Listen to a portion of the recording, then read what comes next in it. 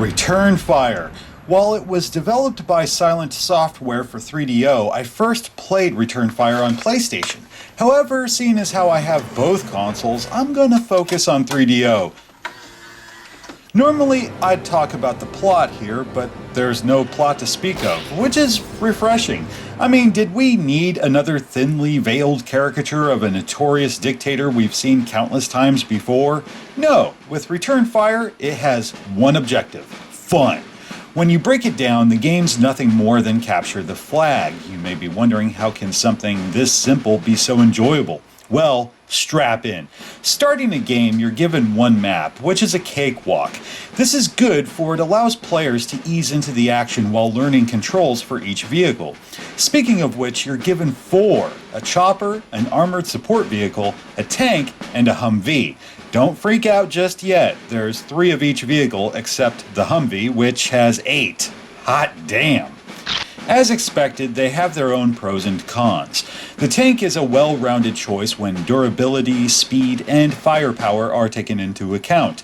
The armored vehicle stronger, packs a greater punch, though it's agonizingly slow and burns through petrol as if it were going out of style.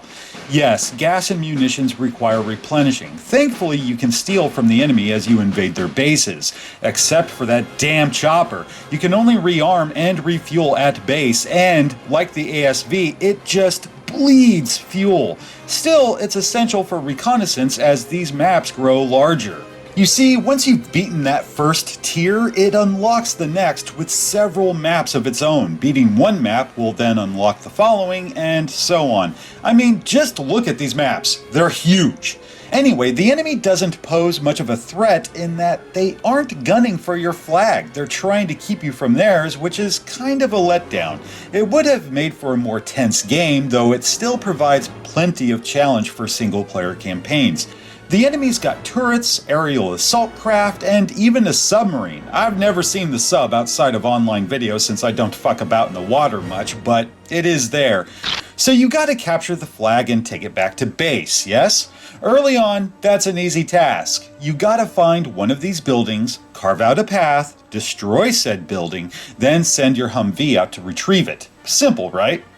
Ha, not quite. Maps soon introduced decoys, and clever ones too. This one in particular convinced me the flag was there. I mean, it's heavily fortified, protected by gun turrets and assault craft, yet yeah, it was a giant waste of time that cost me 2 choppers, a tank, and an ASV. Lesson learned. As simple as it sounds, Return Fire is a total blast. Much of that has to do with the overall presentation, as well as its puerile sense of humor. Mowing down tents while hearing the cartoon-like squish of enemy soldiers always elicits giggles of fiendish delight. That, or whenever I take the chopper out for a spin.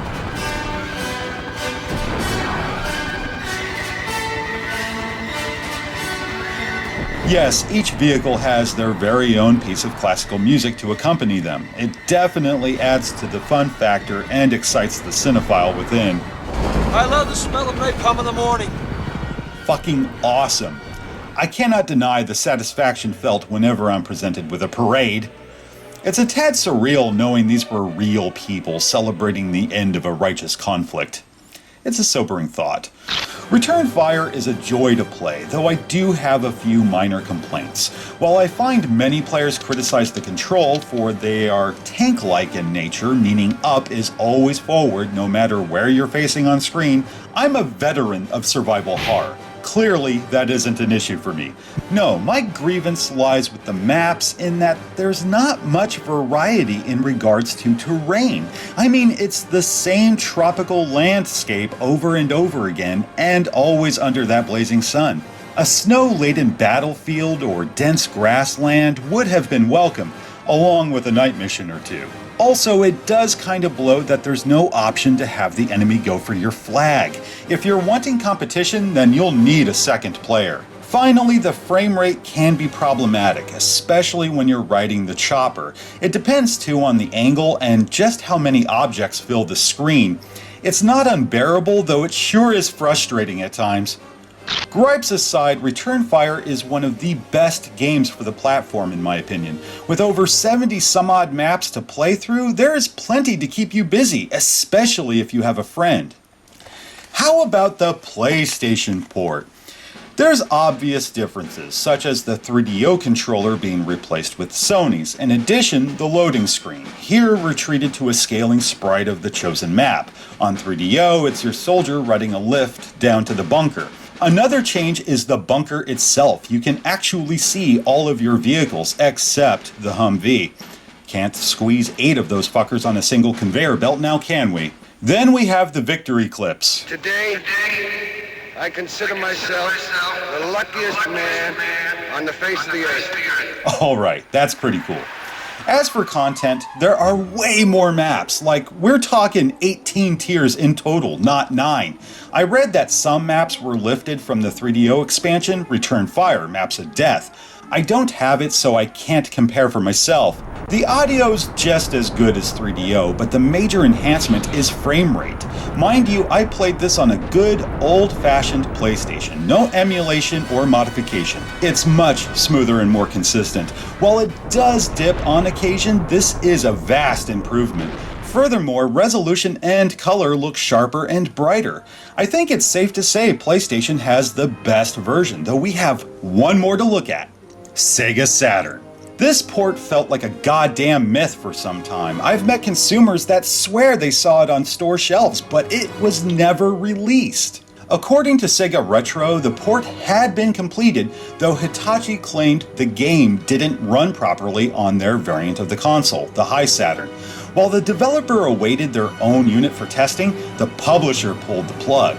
A little over a decade passes and the port is finally leaked online. Okay, how does it hold up? First and foremost, the full motion video isn't as sharp as 3DO or PlayStation. Check out Luke Garrick's speech.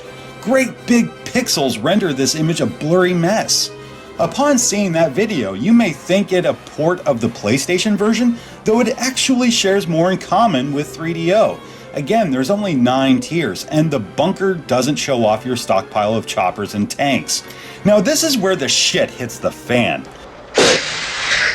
God, the frame rate is even worse than 3DO, like it's consistently awful. Even when bombing around in a tank, it just chugs. Now, if you think this looks bad, check this out.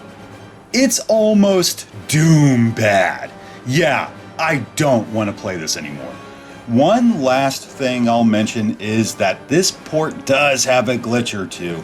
I'm guessing they would have been corrected prior to release, that or maybe this ROM is incomplete. Regardless, the HUD doesn't display your ammunition or fuel, ever. And if you want to hear music when driving the Humvee, you have to pause the game, then carry on. This breaks my fucking heart because the Saturn remains my favorite console to this day, and I can't help but feel that it was capable of more. In closing, I think Return Fire is a must for fans of the genre, be it on 3DO or PlayStation.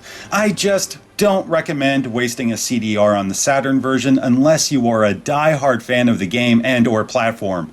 You'll just end up feeling like the unluckiest man on the face of the earth. Ha ha ha ha!